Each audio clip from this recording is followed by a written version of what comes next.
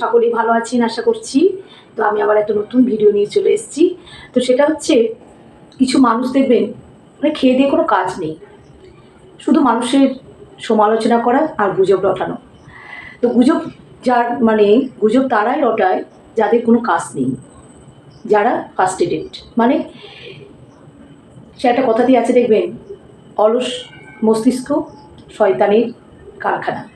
তার মানে এটা হচ্ছে কি, আপনার যদি কাজ থাকে তাহলে তো আপনি কারোর নিয়ে এত সময় দিতে পারবেন না, বা কাউকে নিয়ে এত ভাবার টাইমও আপনার থাকবে না, কারণ আপনার তো কাজ আছে না। আর যাদের কাজ নেই তারাই কিন্তু ওই গুজবগুলো রটায়। তারা সারাদিন শুধু চিন্তা করে যে কী করে মানুষের সম্বন্ধে কথা বলবে বা গুজব রটাবে বা সমালোচনা করবে, তাদের হয়তো ওইটাই কাজ।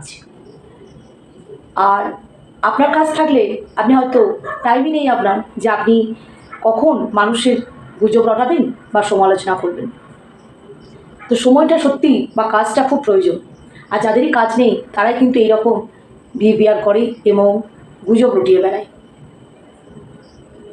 আর এইসব মানুষরাই হচ্ছে, কি বলবো, একটা মানসিক রোগী বলতে পারে।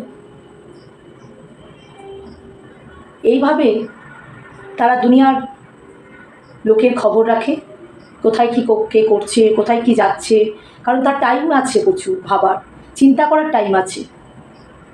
আর আপনার যদি টাইম না থাকে বা চিন্তা করার টাইমও না থাকে, আপনি যদি সবসময় ব্যস্ত থাকেন কাজের মধ্যে, তাহলে কিন্তু আপনার এই মাথার মধ্যে এইগুলো ঘুরঘুর করবে না।